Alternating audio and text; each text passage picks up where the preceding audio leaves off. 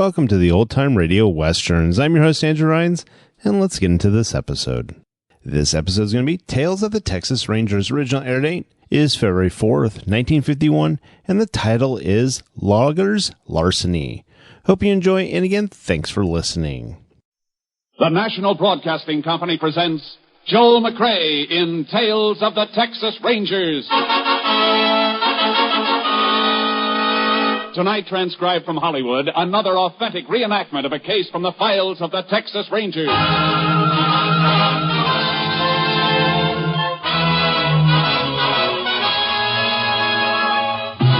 Tales of the Texas Rangers, starring Joel McCrea as Ranger Jayce Pearson. Texas, more than 260,000 square miles. And 50 men who make up the most famous and oldest law enforcement body in North America.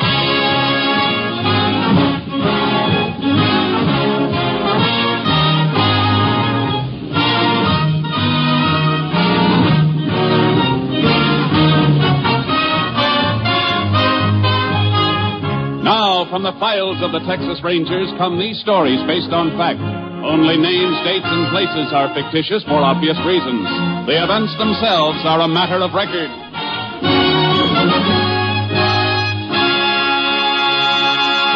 Case for tonight, Loggers Larceny.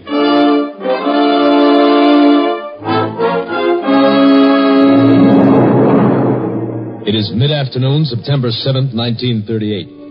Two loggers employed by the Gulf Lumber Company are marking timber near a lonely stretch of company logging road in the Piney Woods region of East Texas.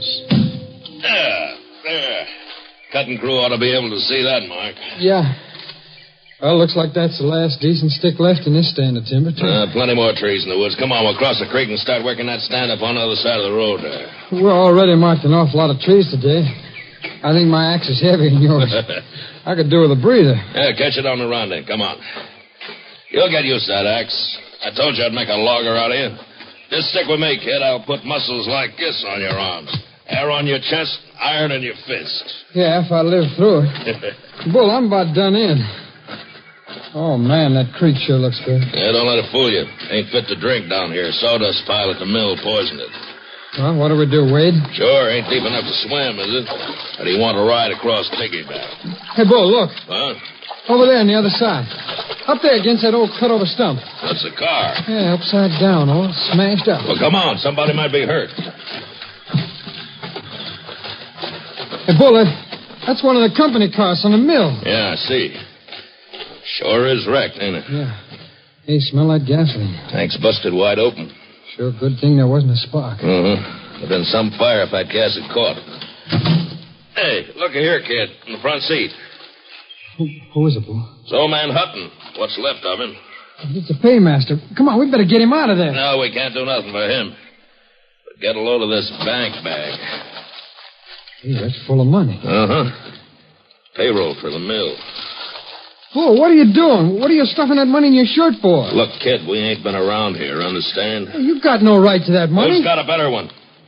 Who's even going to know it's missing? Unless you shoot off your mouth. You twist my arm. I'll twist your neck right off your shoulders if you let out one word. Bull, the law. Forget the law. Just remember you'll get the worst beating you ever had. You understand? Yeah, I understand. Yeah, that's being smart. Here, throw this sack back in the car while I get my shirt buttoned. There's still some money left in it. Sure, all the coins and a few bills. No use being a hog, is it? Besides, this is going to look right. Throw it back in the car, I said. Sure, Bull. Sure. You got a match? Crazy, Bull, a match with all that gasoline spilled around here? Wait and see how crazy. Give me a match. Okay. Here. There's only one left in the box. That's all you got? Yeah. Well, we'll make her some counting. Now, get back out of the way.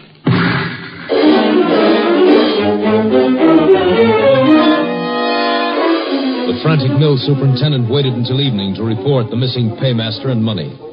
Sheriff Stanton immediately contacted the Texas Rangers. An all-points bulletin for the apprehension of the man was sent out, and Ranger Jayce Pearson was assigned to the case. He arrived at the mill with the sheriff early the next morning. Here's the mill office, Jayce. Might as well start there. The quicker we can get a line on Hutton, the better. Yeah. If he's making a run for it, he's already got a big lead on us. Sure. I've been waiting for you. Meet Ranger Pearson, Mr. Browning. Mr. Browning's the mill superintendent. Howdy, Mr. Browning. Pleased to meet you, Ranger. Anything new here? No. I'm kind of inexperienced at this sort of thing. I've sure been waiting for you. The delay's my fault. It was nearly sunup when I met the sheriff. It took time enough for breakfast and to drag the bank teller out of bed. He says your man Hutton left the bank about a half hour after closing time yesterday. Yeah, they waited until the street doors were closed before they started making up Hutton's orders for mixed currency. They usually work it that way at the bank on paydays. $18,000 is a lot of money to count out, you know. Well, we not only know how much money we're looking for, but how much of each denomination. I've got Hutton's list. The bank teller gave me a copy of it. He sure must have slipped out quiet. Not a soul in town saw him after he left the bank. No telling which direction he headed. Would you have a picture of him by any chance, Mr. Browning, to sort of amplify the description we've already sent out? Well, there may be one among his belongings in his shack. You know, Sheriff, I still can't believe Bob absconded with that money. $18,000 is a lot of temptation, Mr. Browning. I know it, but Bob Hutton's been with us for years. I'd have trusted him with every asset the company owns. I just don't know what to think now. We won't rule out any possibility. Before we go through Hutton's things, I'd like to talk to any of your crew who might have been working near the road yesterday afternoon. Well, Foreman Bull Evans and his helper were marking a stand of timber over by Pine Creek. They're down the drying yard this morning. The rest of the crew's out in the woods. How do they feel about Hutton not showing up? Quite a few of them wanted to dig up a rope and go hunting for him. But Bull Evans talked them out of that. Let's go find this foreman of yours. He sounds like some talker. Maybe he can tell us something.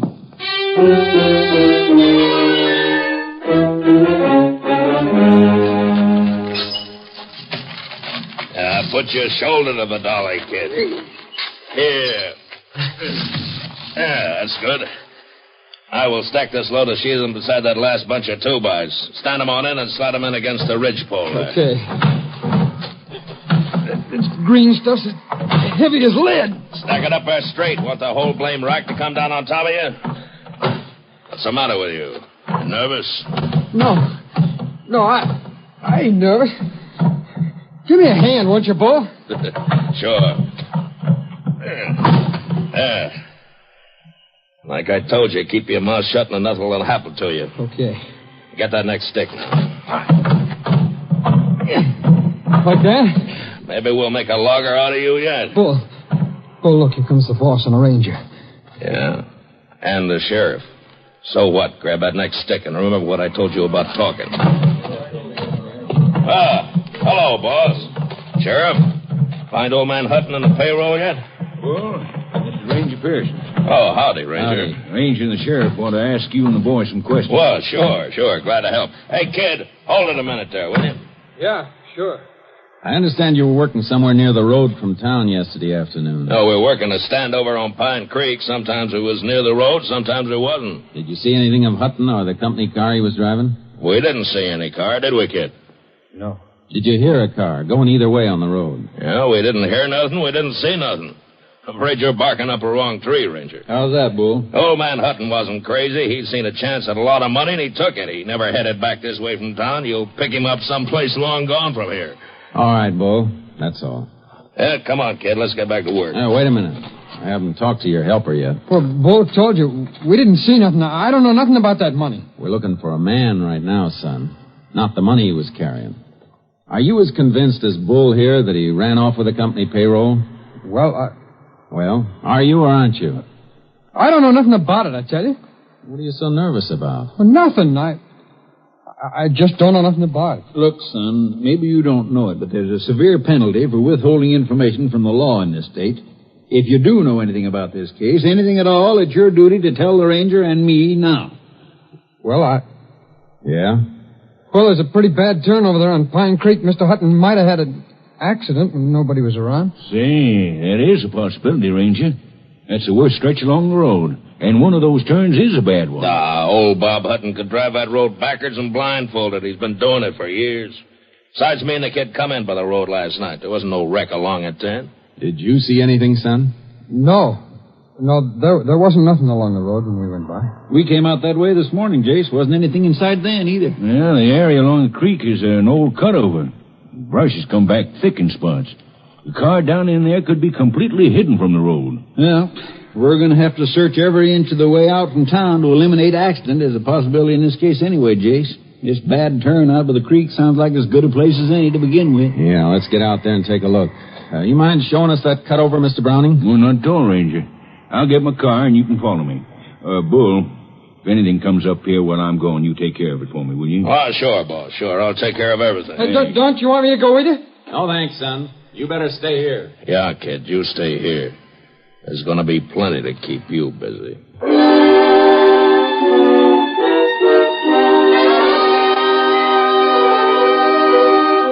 Roadside tracks and broken brush near the bad turn on Pine Creek were so faint we nearly missed them. The car itself was completely screened from the road by brush. It was badly burned and lay upside down on an open patch of grass. The body of its driver slumped near the wheel.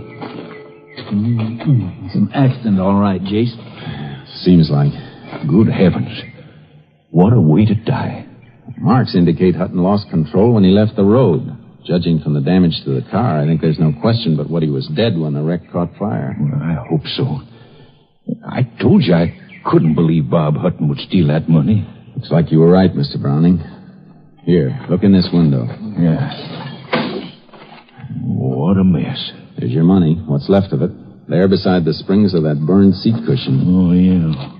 I see some corn rolls with the wrappers burned over. And that fluff of ash on top of them is what's left of the paper money.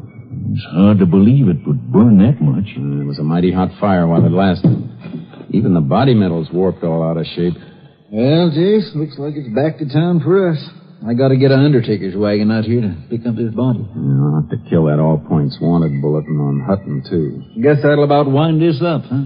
I'm not so sure, Sheriff. What do you mean? Well, this just doesn't feel quite right. What doesn't? Finding this car like this, we might have looked for a day before we found it down here in this brush. Don't you have more to go on than that, Ranger? No, nothing more. Just a hunch. It seems like working on hunches would be kind of dangerous in your business. It usually is, for somebody. Come on, I want to get back to the mill. Well, what do you want to go back there for? You don't need a phone. You can use your car radio. Yeah, I know. But there's something funny about this. I want to get it cleared up. Hey, Sheriff, look out. Watch where you're stepping. What is it? That matchbox. Oh. Hey, wait a minute. What's so important about a matchbox? This would be plenty important. Look where it's lying. I don't get you, Jayce. All right, look up there, Sheriff. That's where Hutton's car turned over. It slid down from there on its roof. The matchbox is right in the track, and it hasn't been crushed. Meaning it was dropped after the wreck. What? That's right, Sheriff. Let's see. It's empty. Last match was used and the box thrown away. Well, used for what, Ranger? What's a matchbox got to do with Bob Hutton's death? Maybe nothing. But even when a car's as badly damaged as this one was, even when it's drenched with gasoline, it doesn't always catch fire. Let's go back a minute. Do you know what you're saying? I think so. You mean somebody could have deliberately set this car afire after the accident? If this was an accident. Oh, but look, Jayce, the only possible reason for arson in a case like this would be to cover taking the money Hutton had with him. And it's still there. What's left of it, anyway. I know, Sheriff. There we are. Give me a hand, will you, Sheriff? Sure, Jayce. What do you want to do? And see if we can't get what's left of that money out without disturbing the ash around it. I want to send it into the lab. What'll that get you? If any of it's missing, they may be able to tell us. We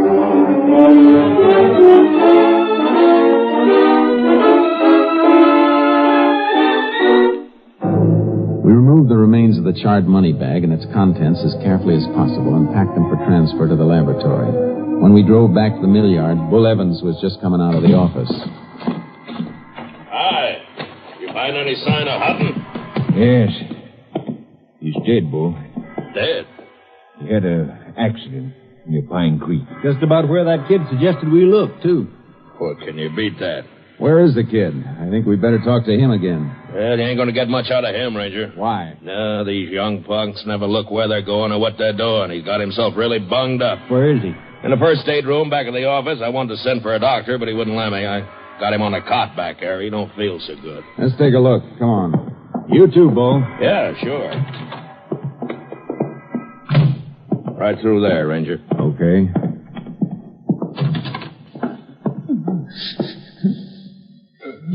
Easy, kid. Let's have a look at you. No. Leave me be. Why, his face is beat to a pulp. Bruises on his ribs and belly, too. What happened to you, son? Go away. You better answer the ranger, boy. What happened to you? Go on, kid. Tell him what happened.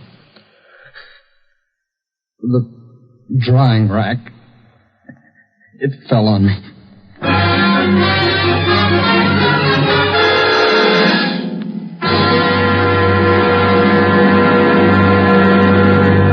You are listening to Tales of the Texas Rangers, starring Joel McCrea as Ranger Jayce Pearson.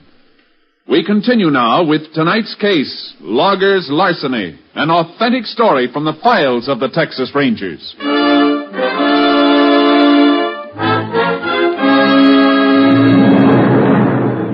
The kid was in no condition for further questioning. When we were unable to persuade him to submit to medical treatment, the sheriff and I returned to town and had a talk with the justice of the peace. The next morning, the sheriff attended Hutton's inquest while I waited in his office for a call from our lab at Austin. It had just come through when the sheriff returned. Sorry to be so long, Jayce. Oh, it was comfortable, Sheriff. You got a nice office. Thanks. Inquest over? Yeah. Death by natural causes, I suppose. Yeah, failure of the heart. Doc says Hutton was dead when his car left the road, an out-and-out accident. Oh, look, Jayce, it's like the JP told you last night. That matchbox don't mean anything. It could have blown in on those tracks. I guess this isn't my week for hunches, Sheriff. Now, the lab report came in, too. How did it add up? Coins in the bank sack tallied exactly with the withdrawal slip the teller gave us. Oh, how about the bills, the paper money? There were traces of them in the ash. The quantity was small and might indicate some paper money was missing, but it burned so completely the lab couldn't be sure. Yeah, looks like that's that. Yeah. Well, Sheriff, guess I better get started. So long, Jayce, and thanks. See you again on another case. Yeah. Call us anytime you need us. You know, Sheriff, it still doesn't feel right. You know, Jayce, it doesn't to me either. There's that matchbox. Sure, it could have blown in there, but that kid at the mill. Yeah? What about the kid? If he had a hunch Hutton's car was wrecked and where it might be, why didn't he tell his boss that as soon as he and Bull came in from the timber? Yeah, that's right. As it was, he didn't tell us till we dragged it out of it. That turn out there didn't have anything to do with Hutton's death. His heart quit. He could have gone over the edge anywhere along the road. Yeah, but, Jayce, he did go over at that turn. Sure he did. And that's why the kid couldn't have known the car was there unless he'd seen it. Then Bull Evans and the kid were lying. But why? That's what we're going to find out.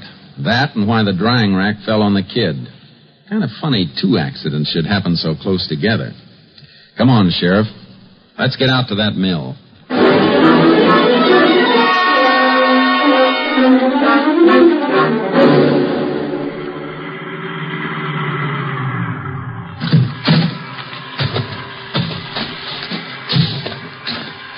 Well, Sheriff, I didn't look for you and Ranger Pearson back.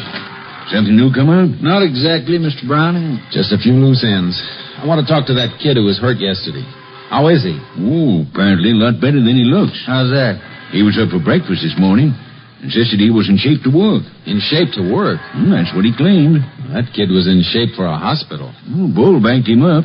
He'd been taking care of him. I guess he ought to know. They around the yard here? Well, Bull didn't figure the kid was quite up to yard work. They went out with a felon crew. Together? Sure. Bull said he'd watch after the kid. Oh, he did, huh? Where are they? Up in the northeast quarter of Section 3 someplace, about 4 miles out.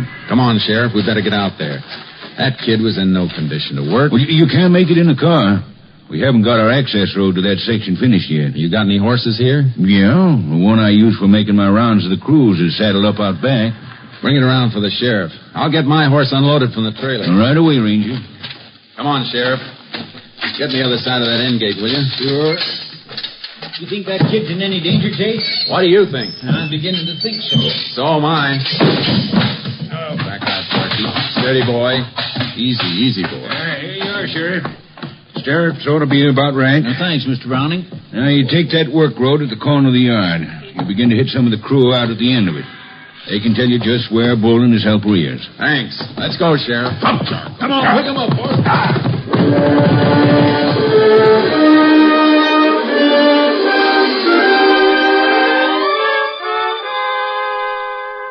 Following Mr. Browning's directions, we found some of his sawyers and axemen at work in deep woods. They sent us on to others, knowing only that Bull Evans and the kid were working somewhere up ahead. Hold it, Sheriff. Charcoal. Listen. Somebody working over there. Yeah, come on. Let's go, Charcoal. Come on, boy. Is it Bull and the kid? No. Charcoal. Hey there. Hi. Howdy, Sheriff. Ranger. What you doing out here? Looking for Bull Evans and his partner. Boys down the line said they were up this way. Yeah, they were a little while ago. Where'd they go? Blame the van, though. Them two are crazy. Crazy? What do you mean? That Bull was working over there. You can see the cut he was making. Uh-huh. The kid wasn't worth much, bunged up the way he was, so he was just fooling around, kind of grubbing out a little brush. Well, Bull come over to bum the smoke off of me, and when he turned around, the kid was gone. Gone? Yeah. Slipped off in the brush. Bull hollered for him. When he didn't get no answer, Bull took right off after him, swearing fit to make old Paul Bunyan turn over in his grave. How long ago? 10, maybe 15 minutes ago. Come on, Sheriff. Hey, look, what is all that? Tell you later, son. Come on, let's go. Lift him, son.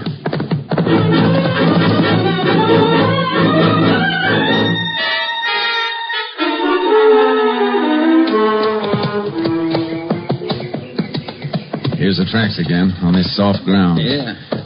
Charcoal. Wait a minute, Sheriff. Steady, boy. What do you make of it, Jayce? I don't like it. Where do you suppose that kid's heading? Yeah, beats me. Wherever it is, he's sure heading there in a straight line and hard as he can go. Yeah, with Bull apparently right behind him. Makes about as little sense as that drying rack falling on him yesterday or Bull talking him into reporting for work this morning. What's between the two of them? That's what we got to find out. Tracking us too slow. We're losing too much time. That's pretty thick timber ahead. It ought to slow him up some. Won't be much to follow when we get in there in those pine needles either. Jayce, maybe we better split, sort of spread out. That way we'll be... Hey, hear that? Somebody in there's got a gun. Come on. Get up, Charcoal. Come on. You know, I'm betting it's Bull. Sounds like the shots are in the middle of that timber stand. It's a bad place to work blind, Jayce. Yeah. You might miss him complete in there. Possible. Look, Sheriff. You cut around the timber the other edge in case somebody breaks out in the clear in that direction. I'll head straight for the sound of those shots. Try to box him in, huh? Worth a try. Come on, Charcoal. Come on, timber horse, let's go.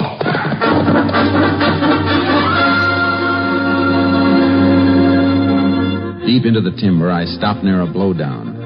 A huge living pine tree blown over onto the ground. I wanted to listen for movement, but I knew an armed man was somewhere ahead of me, and Charcoal seemed to sense my tenseness. Whoa, Charcoal. Steady, boy, steady. Take it easy, Charky. Confound it, what are you shying away from? Whoa, boy.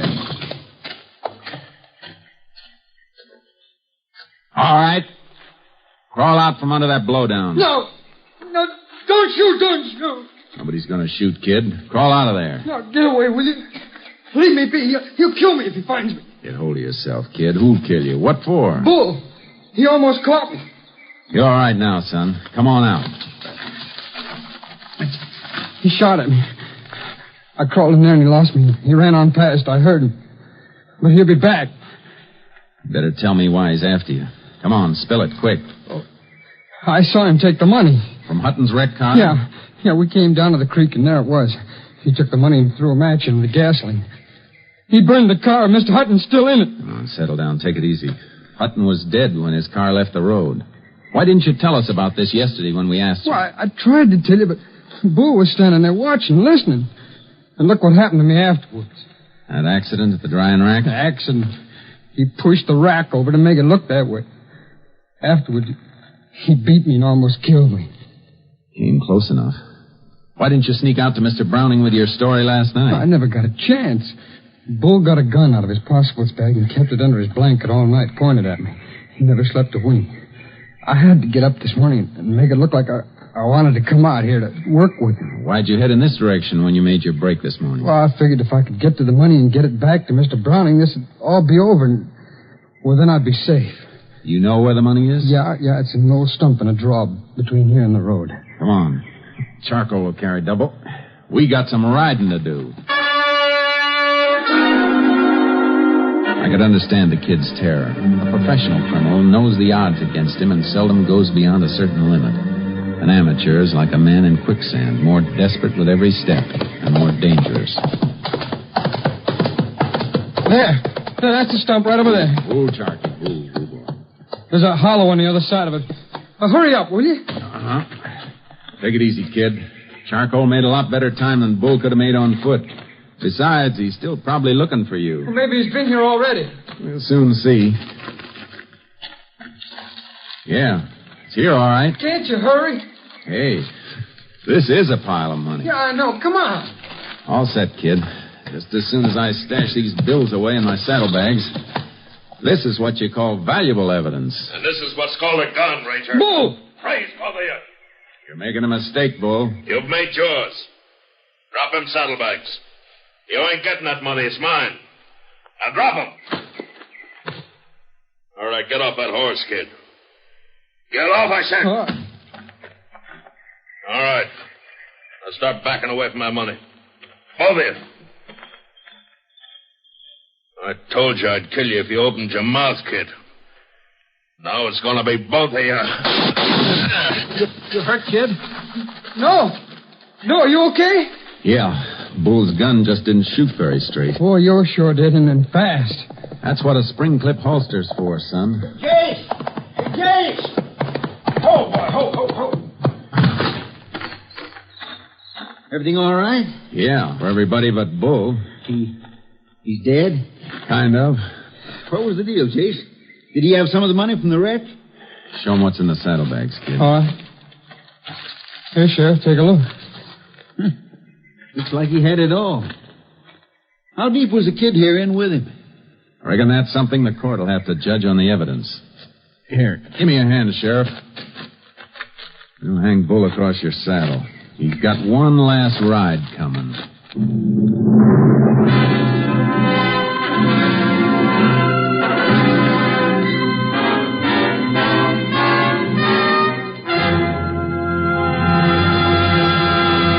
On November 12th, 1938, the kid was arraigned before the county court and found innocent of willful complicity in the theft from the paymaster's wrecked car. He was returned to society with a deeper appreciation and understanding of the duties of a citizen in the face of crime.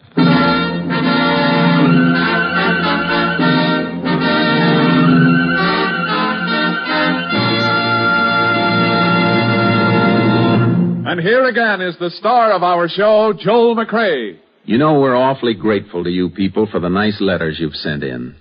It makes you feel good to know that there's some folks who just want to let you know that they're all for you and that they like your show. I know it's kind of an effort to sit down and write a letter or postcard to a voice hundreds of miles away, and that's why it would be downright ungrateful if we didn't thank you for your trouble. It's really a compliment. There's a little story I ran across about a ranger I thought you'd like to hear before we say goodnight. I thought it was kind of funny. It seems that in the days when the Texas Rangers were charged with the enforcement of the prohibition laws, their reputation for apprehending offenders caused moonshiners to keep a sharp eye out for these famed officers. One day on a lonely road in East Texas, a moonshiner with a load of bootleg whiskey rounded a turn and came upon a man dressed in khaki clothes, big hat, and boots, signaling him to stop. Frantically, he grabbed a wrench and broke all 10 of the 1-gallon bottles of whiskey. Turning to the man in the road, he called, "You can't arrest me, Ranger. You ain't got no evidence." "What do you mean, fellow?" replied the Texas Ranger. "I have a flat tire. Can you loan me your jack?" Good night, folks. See you again next week. Next week, Joel McCrea in another authentic reenactment of a case from the files of the Texas Rangers.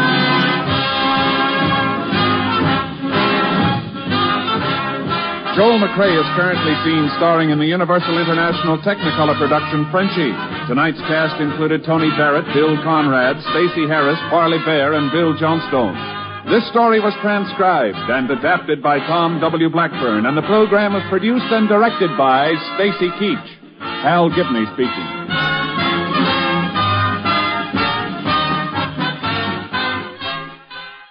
Three chimes mean good times on NBC. Monday is for music, the best in music on NBC. Tomorrow evening, the telephone hour brings you contralto Marian Anderson as guest soloist. And for a melodic blend of light classical and classical music, you're invited to the second concert in a new Monday evening series by the Boston Pops under the baton of Arthur Fiedler.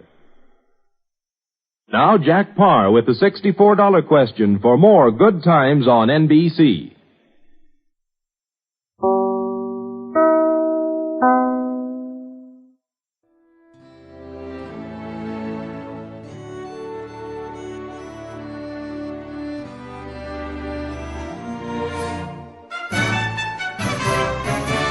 This has been a presentation of OTRWesterns.com, and we hope you enjoyed. Please take some time to like and rate our shows in your favorite podcast application. Follow us on Facebook by going to OTRWesterns.com/Facebook.